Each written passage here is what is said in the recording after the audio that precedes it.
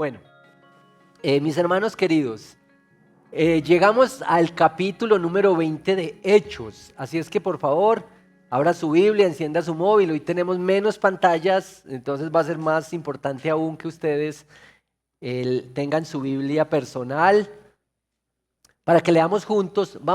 En Hechos 20 hay varias historias memorables. Aquí está la historia de Eutico. ¿Saben qué es lo que le pasó a Eutico? Se quedó dormido en la predicación y se murió.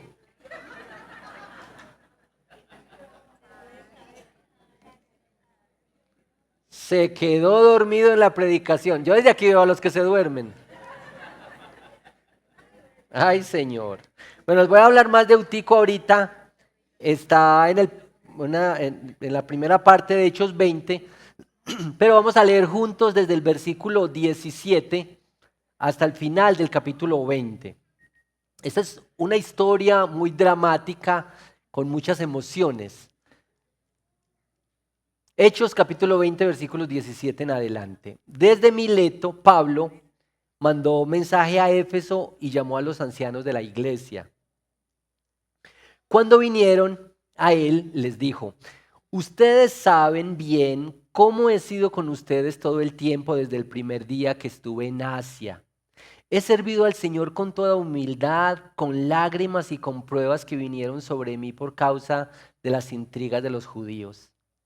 Bien saben cómo no rehuí declararles a ustedes nada que fuera útil y de enseñarles públicamente y de casa en casa, testificando solemnemente tanto a judíos como a griegos del arrepentimiento para con Dios y de la fe en nuestro Señor Jesucristo. Ahora yo, atado en espíritu, voy a Jerusalén sin saber lo que allá me sucederá, salvo que el Espíritu Santo solemnemente me da testimonio en cada ciudad diciendo que me esperan cadenas y aflicciones. Pero en ninguna manera estimo mi vida como valiosa para mí mismo, a fin de poder terminar mi carrera y el ministerio que recibí del Señor Jesús, para dar testimonio solemnemente del Evangelio de la gracia de Dios. Ahora, yo sé que ninguno de ustedes entre quienes anduve predicando el reino volverá a ver mi rostro. Por tanto, les doy testimonio en este día de que soy inocente de la sangre de todos, pues no rehuí declararles todo el propósito de Dios. Tengan cuidado de sí mismos y de toda la congregación en medio de la cual el Espíritu Santo los ha hecho obispos para pastorear la iglesia de Dios, la cual Él compró con su propia sangre. Sé que después de mi partida vendrán lobos feroces entre ustedes que no perdonarán el rebaño. También de entre ustedes se levantarán algunos hablando cosas perversas para arrastrar a los discípulos tras ellos. Por tanto, estén alerta, recordando que por 3 años de noche y de día no cesé de amonestar a cada uno con lágrimas. Ahora los encomiendo a Dios y a la palabra de su gracia, que es poderosa para edificarlos y darle la herencia entre todos los santificados. Ni la plata, ni el oro, ni la ropa de nadie he codiciado. Ustedes saben que estas manos me sirvieron para mis propias necesidades y las de los que estaban conmigo.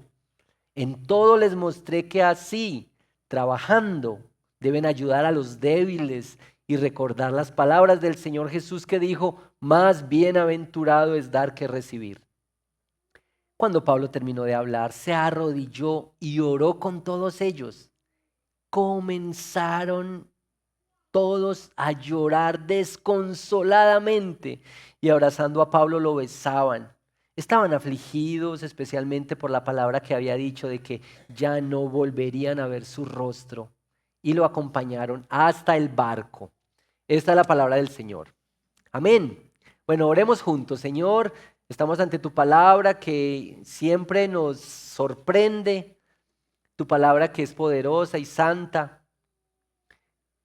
Y Señor, al estar delante de tu palabra, te pedimos que hables a nuestro corazón, así como esta palabra ha hablado en distintos momentos, en distintas circunstancias. Te pedimos que también por tu palabra nosotros hoy seamos animados, alentados, llamados hacia ti, tal vez consolados algunos.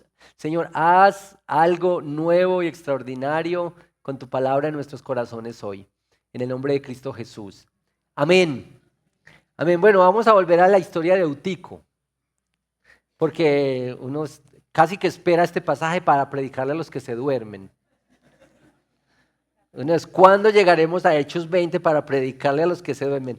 Porque de aquí sí se ven los que se duermen. Desde el púlpito uno ve mejor. ¿Sabe que hay una cosa muy curiosa con este? Bueno, Pablo estaba predicando, dice que su predicación se alargó hasta la medianoche. Hasta la medianoche, claro, y dicen, pues que con una predicación tan larga también, cualquiera se duerme. Pero que era como más o menos unos 9 metros de altura y que allá estaba, dice, bueno, ustedes lo pueden leer, no lo leímos por el tiempo, pero desde el 7 hasta el 11 está esta historia. Dice que Eutico empezó como a cabecear, así como cuando uno empieza a luchar con el sueño, como a cabecear, como a llamar al predicador, así. Y de repente se quedó dormido del todo y lo que sucede es que se cayó de allá y el escritor dice que cayó muerto. Pero Pablo bajó y se tendió sobre él, lo abrazó y le dijo, no se alarmen porque está vivo. Hay unas cosas muy interesantes de esta historia de Eutico. En primer lugar, dice el texto, esta versión dice que Eutico era un discípulo. Es decir, no estamos hablando que era un curioso que estaba ahí con la predicación, sino que era un discípulo. Y también es muy curioso que cae muerto, Pablo dice no se alarmen, se resucita y la vida sigue. O sea, no hay un alboroto, se imagina qué pasaría si alguien se resucita aquí. No, ya no hay más culto. ¿Cuál predicación? Pero aquí el escritor dice, esto fue un milagro y todo bien, listo, normal. Sigue la predicación, sigue la vida, la iglesia sigue. Es como que hay unas cosas de una afirmación aquí del Eutico resucitado, era un testimonio para lo que Pablo estaba predicando. Porque la gente miraba a Eutico y decía, del que hizo eso es del que Pablo nos habla. Sí, como que el testimonio, lo que comunicaba Eutico, dormido y todo, muerto y resucitado, era un mensaje poderoso, su vida era un mensaje poderoso. Y me parece muy interesante cómo se relata aquí. Pero, bueno, Eutico solo era la introducción. Bueno, aquí estamos en Hechos 18, Hechos 20 del 18 en adelante. Este es el tercer viaje misionero de Pablo. Se nos dice que esto ocurre en Mileto. Lucas está presentando un resumen del ministerio de Pablo que incluye esta despedida como una autobiografía de Pablo. Su ministerio en Éfeso ante los ancianos de esta iglesia local. Esta iglesia la había establecido Pablo, la había fundado y está el relato un capítulo antes, en el capítulo 19 está como este relato de esta iglesia de Éfeso. Era una iglesia, llegó a ser una iglesia muy importante en este contexto de los primeros 100 años de la iglesia, porque de allí se evangelizó enormemente a toda esta región. Este relato, como lo leímos, contiene muchas emociones. Yo lo que quiero es que saquemos juntos algunos detalles de este relato, de este discurso autobiográfico de Pablo a los ancianos, y al final pensemos eso que tiene que ver con nosotros aquí y ahora. Porque esta palabra, el Espíritu Santo permitió que esté aquí, pero es porque tiene algo para nosotros, para usted que está por ahí sentado, incluso para los que están sentados en la casa en la transmisión. Esto tiene que ver con cada uno de nosotros. Bueno, algunos detalles. La primera parte de este discurso de Pablo con los ancianos tiene que ver un poco con él mismo, como una descripción de su propia personalidad, lo que él ha hecho. Y entre los versículos 18 al 21 yo quisiera destacar estas palabras. Yo le he servido al Señor con humildad, con lágrimas, y se insiste en el versículo 31 lo de las lágrimas, y con pruebas.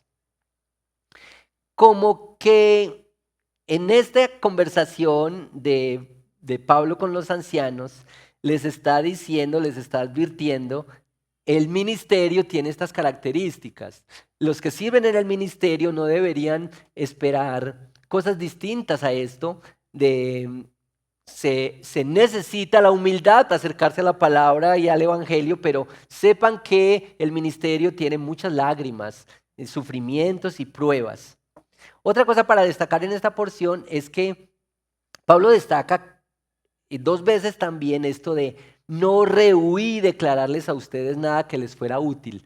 Es que Pablo nos está diciendo que la predicación y que el anuncio del mensaje del evangelio debe incluir todo. Yo sé que hay pasajes difíciles, yo sé que hay temas difíciles en la Biblia, yo sé que uno tiene la tentación como a brincarse, ¿cierto? A tocar solo temas que sean cómodos, lo que la gente quiere oír, pero la predicación del evangelio, y en eso se destaca la predicación expositiva, ha de ser de toda la palabra, ha de ser, si se quiere, versículo por versículo, capítulo por capítulo de la palabra del Señor. Eso toma un tiempo, pero este es todo el consejo de Dios. La predicación ha de ser así. Pablo lo está diciendo, como nosotros decimos pues muy popularmente, no le sacó el cuerpo a nada. Es decir, no evadió nada de lo que tenía que ser todo el mensaje de la palabra del Señor. La predicación de toda la Biblia. Otro detalle es que él dice que su ministerio se hizo públicamente y de casa en casa. Es decir, la predicación y la palabra. Pablo nos está mostrando cómo es este evangelio. Y miren que aunque muchas cosas han cambiado, muchas cosas han evolucionado, digamos, todavía es tan importante la predicación en las casas. Por eso amamos tanto los rebaños, las escuelas bíblicas, lo que ocurre en las casas y en la vida y en la comunión de la iglesia. Muy, muy importante esto. Y al final de esta porción, el apóstol Pablo dice que este evangelio que está marcado por sufrimiento y humildad está marcando una vida dedicada a anunciar estas dos cosas: el arrepentimiento para con Dios y la fe en el Señor Jesucristo. Nosotros no deberíamos conformarnos con menos que eso en nuestra vida de iglesia y en nuestra vida de comunión. La predicación del evangelio del arrepentimiento y la fe. El arrepentimiento y la fe. Y esto necesitamos que sea todos los días. Alguien ha dicho con razón, creo, que necesitamos todos los días la predicación del evangelio porque todos los días lo olvidamos. Nosotros somos olvidadizos. Y porque el evangelio tiene que ver con todo lo que hacemos, vivimos. No paré de predicar el arrepentimiento y la fe en Cristo Jesús. Esto es Pablo que nos muestra cómo es vivir el evangelio y cómo es vivir la iglesia. La segunda porcioncita del 22 al 24, hay una historia sobre el viaje a Jerusalén. Pablo no quería ir a Jerusalén, dicen los comentaristas bíblicos, pero dice, es necesario que yo vaya. Si es necesario que yo vaya, aquí estoy. Y no sé lo que venga, no sé lo que va a pasar, pero el Espíritu Santo me dice que me esperan cadenas y aflicciones. Miren pues la actitud de servicio y de entrega de alguien que está dispuesto a darla todo por el evangelio y por el ministerio. La pasión de alguien que sirve a Cristo con todo. La pasión de este apóstol. El ministerio es más importante que yo. Si voy a sufrir allá, voy a hacerlo por anunciar algo que es más importante que yo.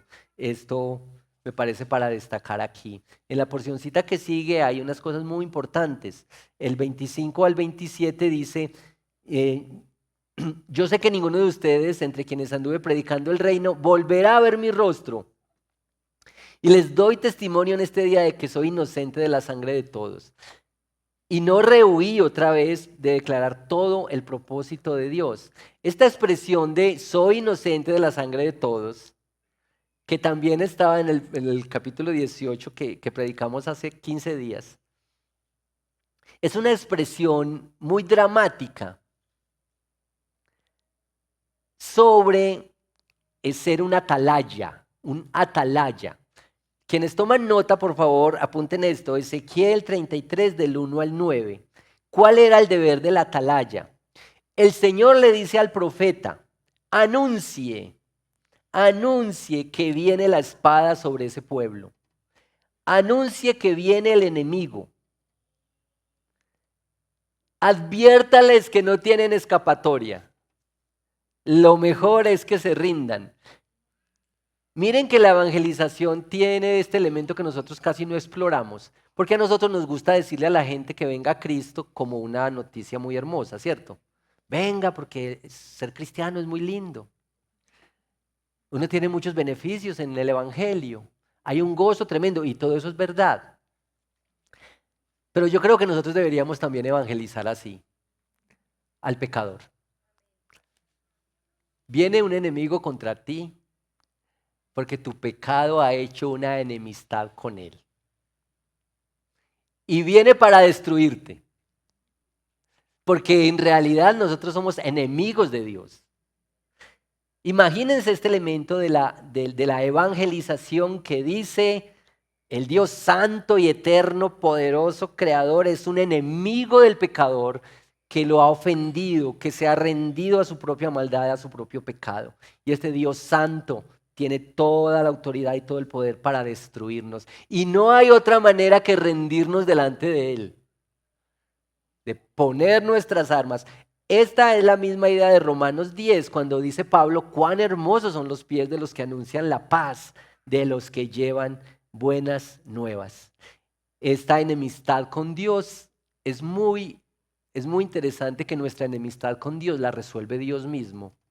Es decir, somos enemigos de Dios, pero Dios pone la solución para establecer nuestra amistad con Él, para restaurarnos en nuestra amistad con Él. Esto es un elemento hermoso de la evangelización. Y Pablo les está diciendo: yo soy inocente de la sangre. Se les dijo, se les advirtió. Ya está predicado, está anunciado, ya son responsables por la respuesta del Evangelio, la respuesta al llamado del Evangelio.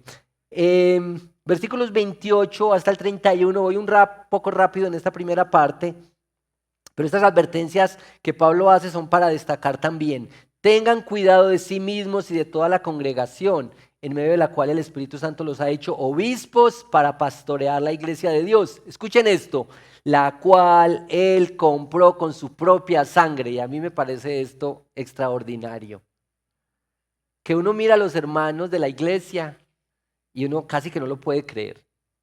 Pero dice: el Señor lo compró con su sangre.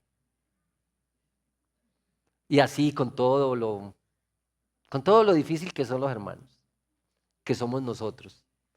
Esta es la iglesia que el Señor compró con su propia sangre.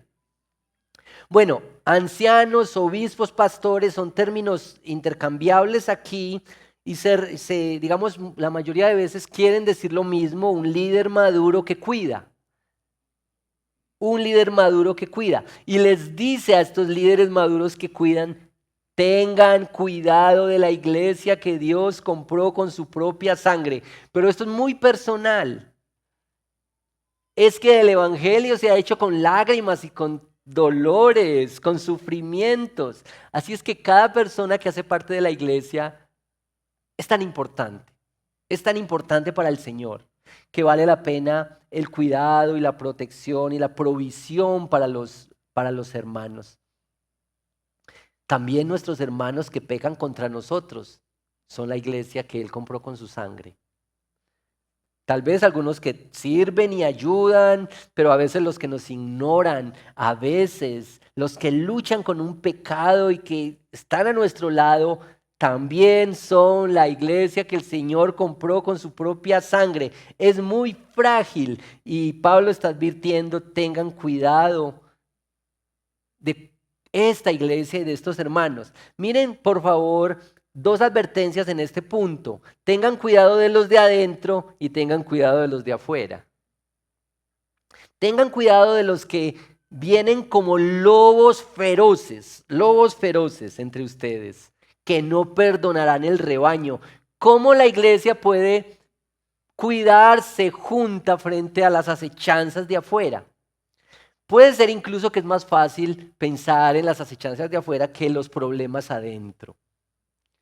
Esto Esto es clave. Mientras tú más te involucres con la iglesia, mientras tú más te comprometas con la iglesia local, tienes más riesgos de ser herido porque pones más tu corazón a la iglesia local. Y esta es la naturaleza de la iglesia porque somos hechos de un material muy frágil, vasijas de barro. Pero yo siempre digo en este punto que nosotros deberíamos tomar esos riesgos de amar, de involucrarnos, de vivir la iglesia más a plenitud, de no ver la iglesia de lejitos solamente de vez en cuando y compartir solo lo bueno de la iglesia, porque lo bueno de la iglesia es estar juntos hoy a adorar al Señor, ¿cierto? Pero también en la semana, también el grupo pequeño y el consejo.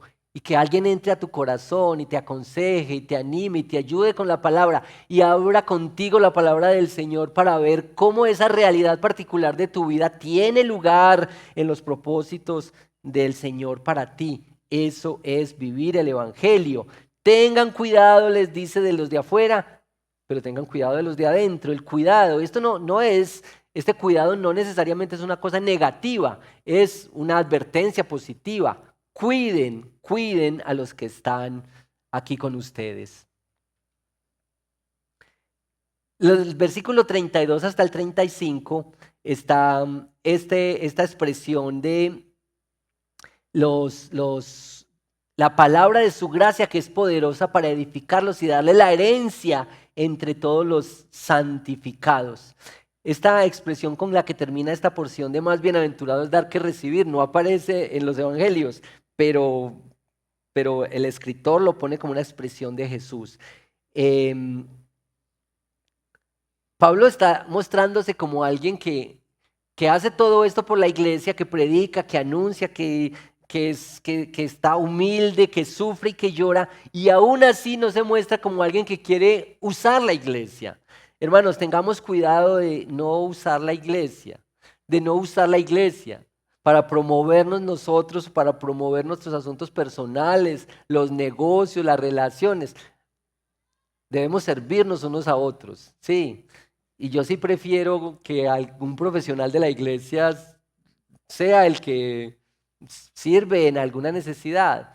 Pero a veces hay mucha sutileza en usar la iglesia casi exclusivamente para promover alguna cosa, para promoverse uno, para usar de la buena voluntad de los hermanos.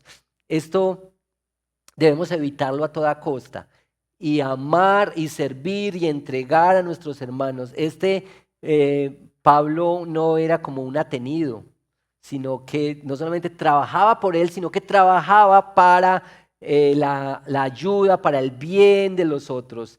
Dice que esto tan importante que es más bienaventurado dar que recibir. Y la última parte de esta porción es esta triste despedida. Versículo 36 en adelante, cuando Pablo terminó de hablar, se arrodilló y oró con todos ellos y note estas palabras que usa el escritor, comenzaron a llorar desconsoladamente. Ustedes se imaginan este cuadro de todos estos hombres llorando desconsoladamente, porque estaban afligidos porque no iban a volver a ver a Pablo, no volverían a ver su rostro y lo acompañaron hasta el barco. Cierto que son muy duras las despedidas, sobre todo aquellos que han dejado huella. ¿Usted recuerda a alguien que le ha marcado la vida? ¿Que le ha dejado una huella? Amigos, pastores, personas que les han servido, familia que les han servido. Cierto que es muy difícil despedirse de alguien que ha dejado una huella. Las despedidas son dolorosas, por eso decimos ese dicho. Pero saben que las despedidas muchas veces dejan ver el egoísmo. No digo que siempre, o sea, las despedidas son dolorosas, no le quitemos a eso. Pero yo creo que las despedidas a veces dejan ver nuestro pecado en este sentido. La tristeza es porque el que se va es él y no yo. O sea, yo me quedo aquí con todo esto. Yo me quedo aquí con todas estas cosas, con todas estas responsabilidades y estas tareas. Entonces, claro, llora cualquiera. Imagínense Pablo diciéndole a estos ancianos todo esto, cómo él ha sido, como la iglesia que les espera, los desafíos que les espera, y entonces, no, qué susto. Yo creo que nosotros muchas veces nuestras tristezas por la despedida está pensando es en eso. No es que por eso dice la canción popular que el que se va suspirando y el que se queda llorando. Ustedes han escuchado muchas canciones populares. Pablo explica cómo lo hizo, cómo ha sufrido, cómo se ha dedicado a la obra. Y ahora dice, yo ya me voy, ya no me van a volver a ver. Claro, llanto y frustración por las marcas profundas que les había dejado, pero por el desafío que tiene la iglesia hacia adelante. Nosotros, yo creo que hemos sido marcados por personas. Yo que tengo el privilegio que el Señor me salvó desde que yo era chiquito, desde que yo nací, recuerdo muchas personas que han dejado marcas en mi vida, que el Señor ha usado.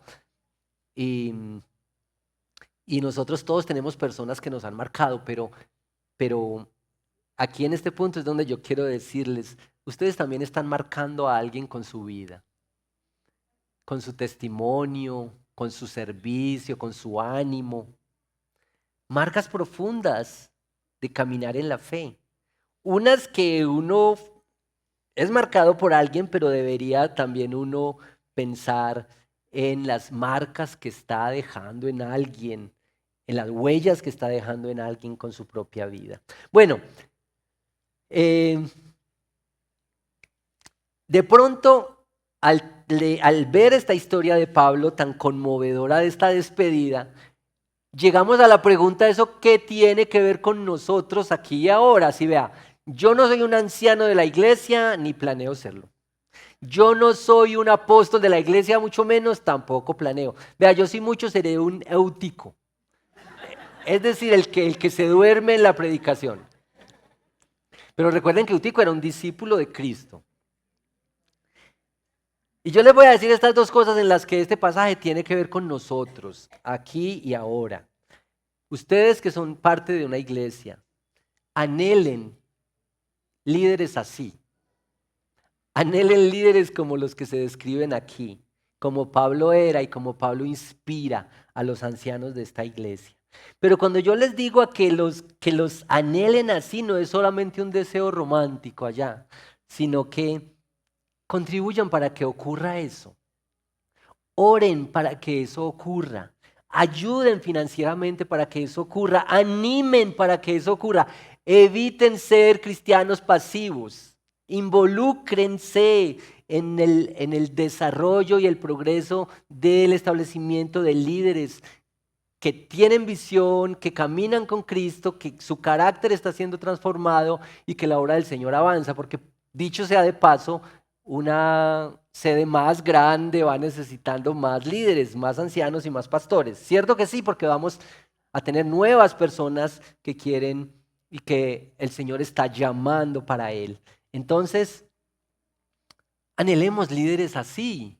Oremos, apoyemos, financiemos, impulsemos, testifiquemos para que haya líderes así para nuestra iglesia y no nos conformemos en estar en una iglesia que no tenga un gobierno saludable, donde hay pluralidad de ancianos y donde se da buen testimonio del manejo de la iglesia. Deberíamos huir de una iglesia que no tiene un buen manejo, un buen gobierno, así como deberíamos huir de una iglesia que no predica la sana doctrina y la sana palabra. Bueno, entonces la segunda cosa en la que esto tiene que ver con nosotros es que usted y yo sí podemos tener muchas características y muchos rasgos de estos líderes que se describen aquí. Porque la Biblia nos llama discípulos. Si usted ha nacido de nuevo, es un hijo del Señor, el Señor lo ha llamado, usted es un discípulo. Un discípulo. Discípulo de Cristo. Y todos los discípulos de Cristo estamos llamados a vivir así. Nota lo que hay en común. Discípulos así como ellos. La meta de la evangelización es esto, es que lleguemos a ser discípulos. Yo sé que uno se puede pasar toda la vida yendo a la iglesia el domingo y vivir varias generaciones así. Y disfrutar una partecita de la iglesia, pero yo les digo, anhelen convertirse en discípulos de Cristo. Es decir, en cristianos incondicionales, cristianos que van con toda, que dicen lo que el Señor diga, donde el Señor diga, con Él toda mi vida. Yo me someto a Él y me someto a su voluntad. Nosotros estamos llamados a esto.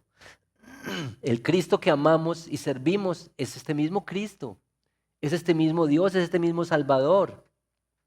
El escenario de la iglesia es igual, los pecados son iguales y peores, los problemas de la iglesia son iguales o peores. Este es el mismo Dios que adoramos y servimos. De hecho, esta iglesia que está conformada por discípulos que son seguidores incondicionales, estamos llamados.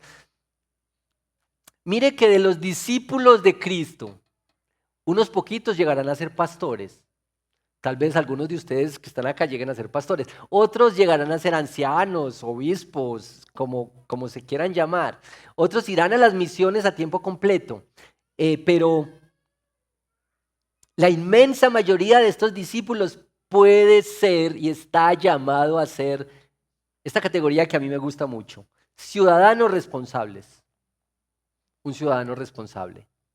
Allá donde usted va, haciendo el trabajo que usted hace.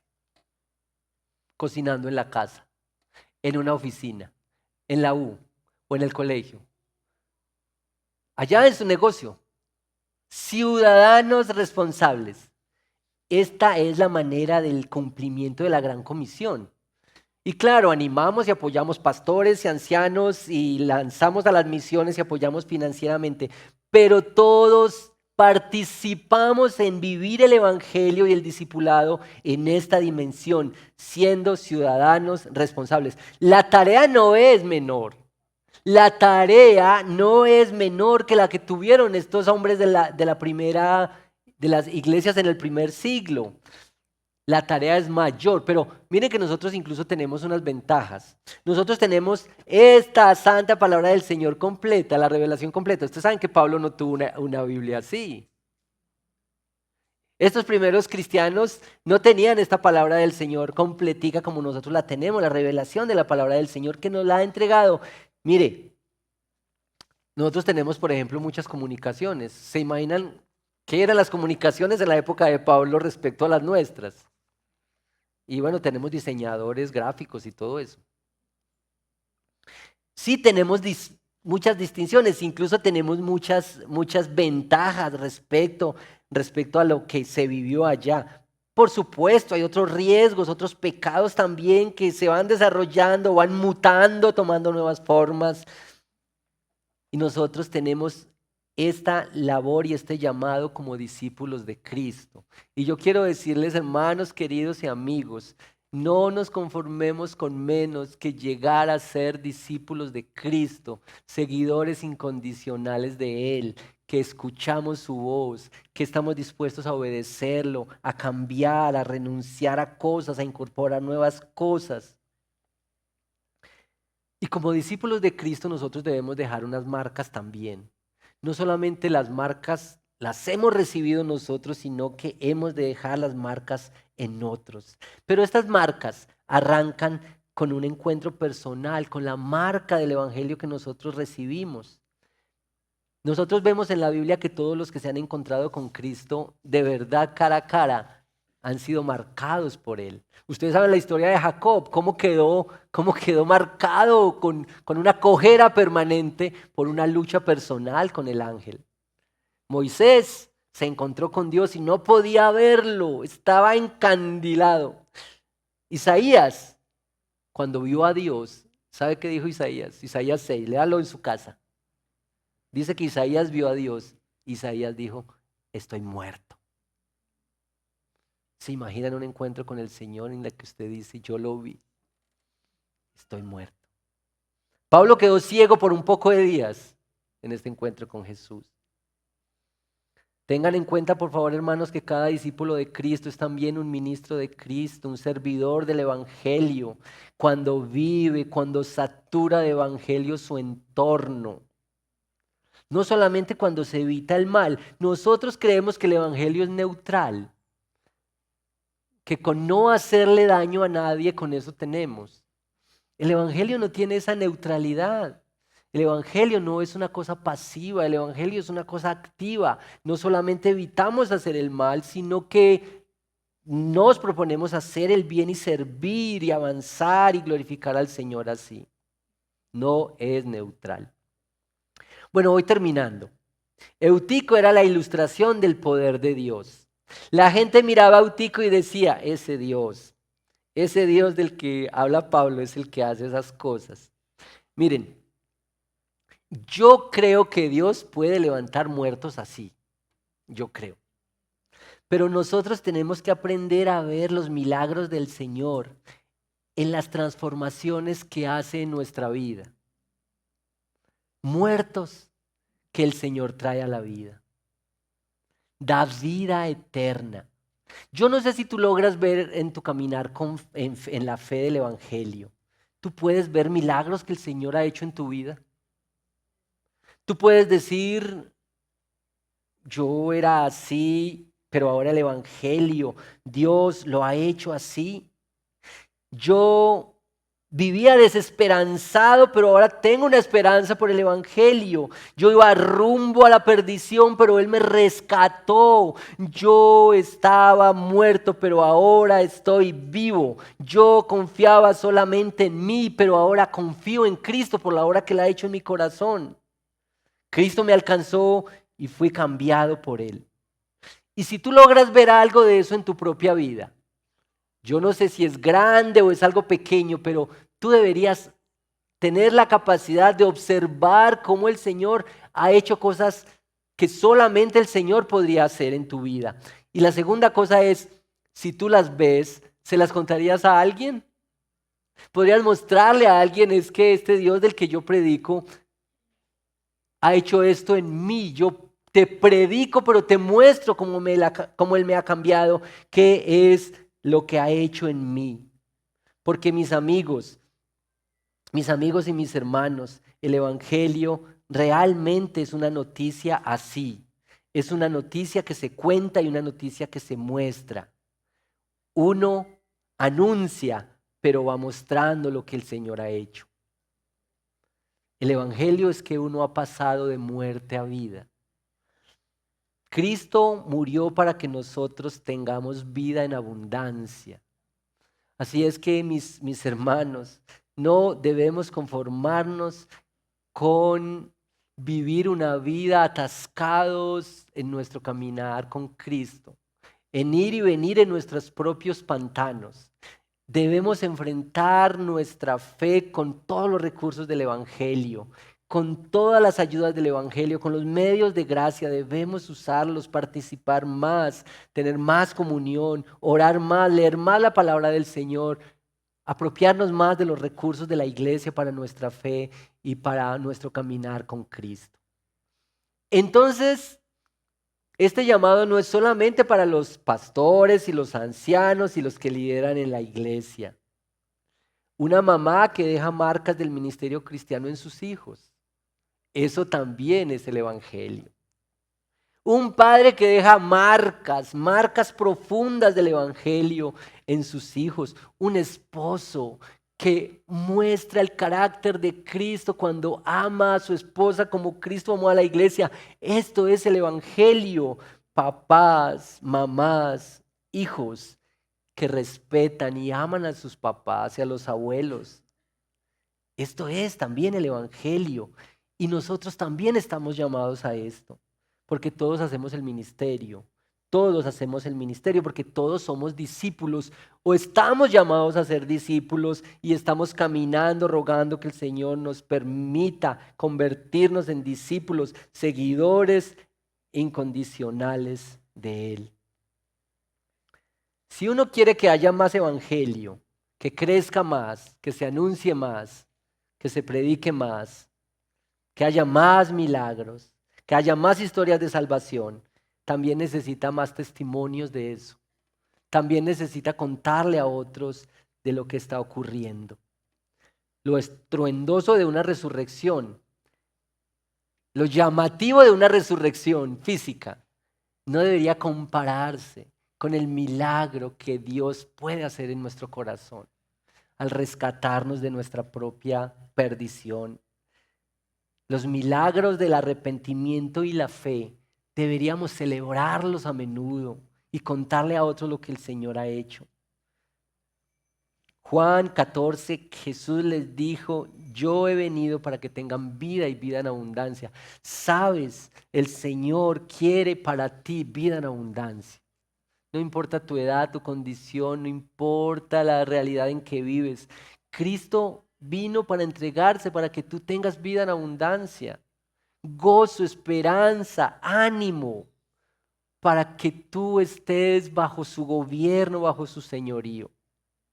Esto es, que tú seas marcado por el Evangelio, para que puedas marcar a otros con este Evangelio y que tu vida sea cambiada y sea transformada por la obra gloriosa de Cristo en tu propio corazón. Amén.